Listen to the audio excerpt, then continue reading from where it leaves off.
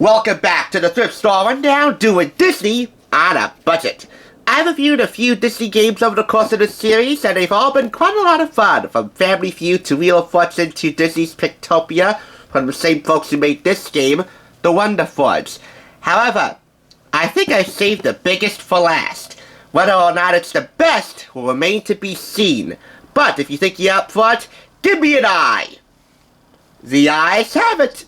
This is Disney's I Found It hidden picture game.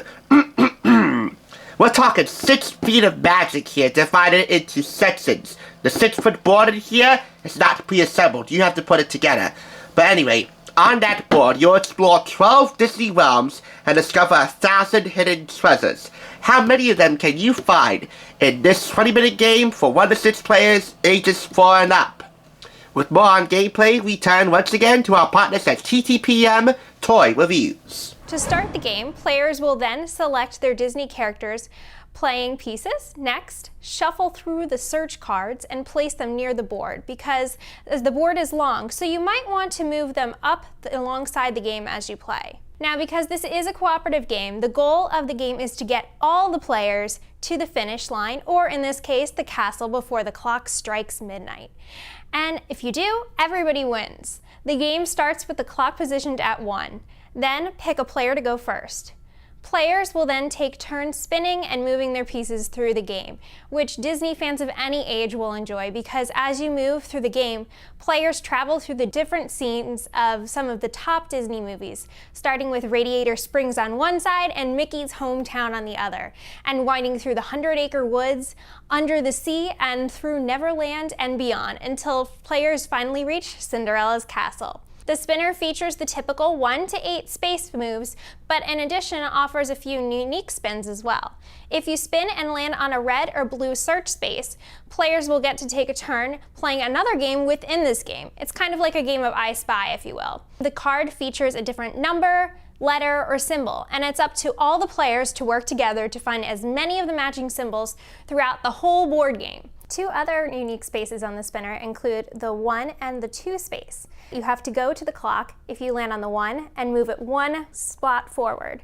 If you landed on the 2, that means you have to move the ticker on the clock 2 spots forward. So as with almost all of the Disney games I've reviewed in this series, we have a little something for everybody. Classic and modern Disney fans alike.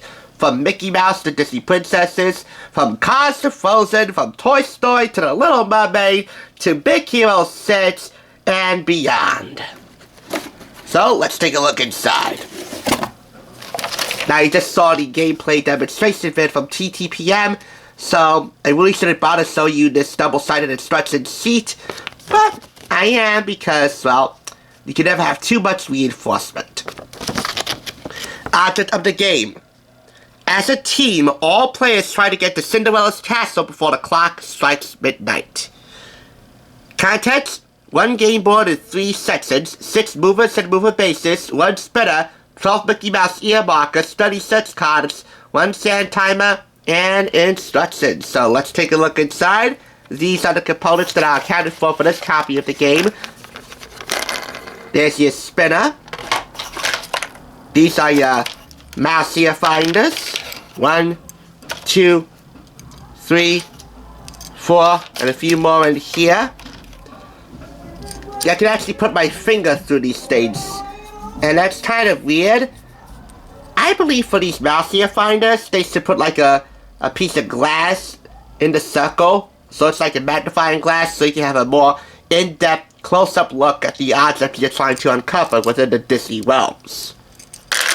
But anyway, here we have the movers and mover bases, including one that's attached. Buzz Lightyear from Toy Story. Here we have one of these Disney Princesses. I think that might be Belle from Beauty and the Beast. I'm not sure. I'm not an expert on Disney princesses.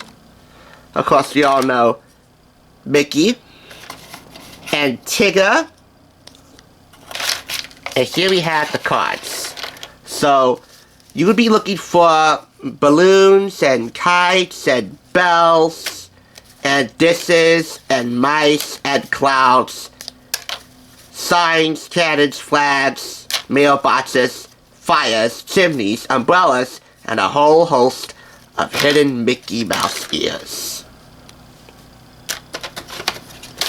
No sand timer. Aw, man. I love sand timers. Those are my favorite timers. So nostalgic. And yet I can't find it in here. Oh well. I've used sand timers from many different games that I purchased over the past 6 years around here, so that should compensate, but I gotta knock off points regardless. So where's the board pieces?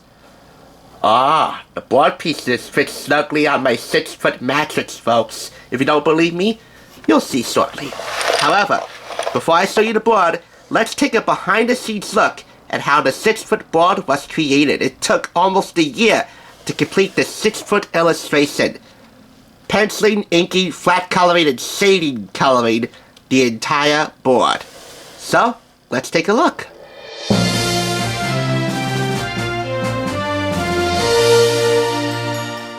The I Found It Disney Edition game takes players on a journey through 12 magical realms inspired by cherished Disney stories and characters.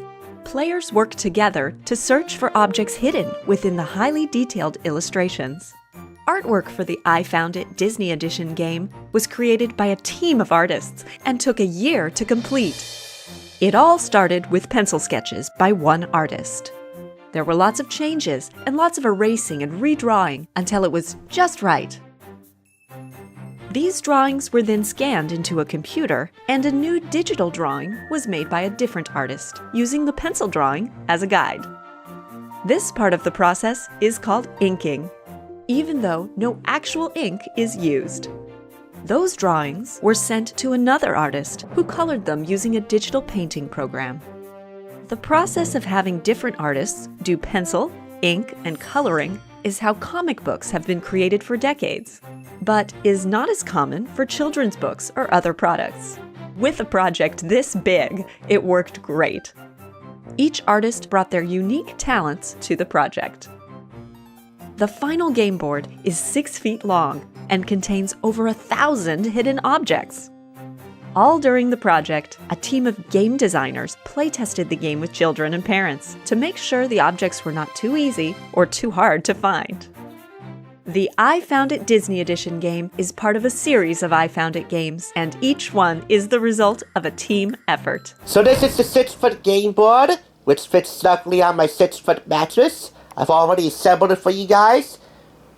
Starting from the bottom to the top, from start to finish, we begin in Mickey's Neighborhood, which doesn't have a name.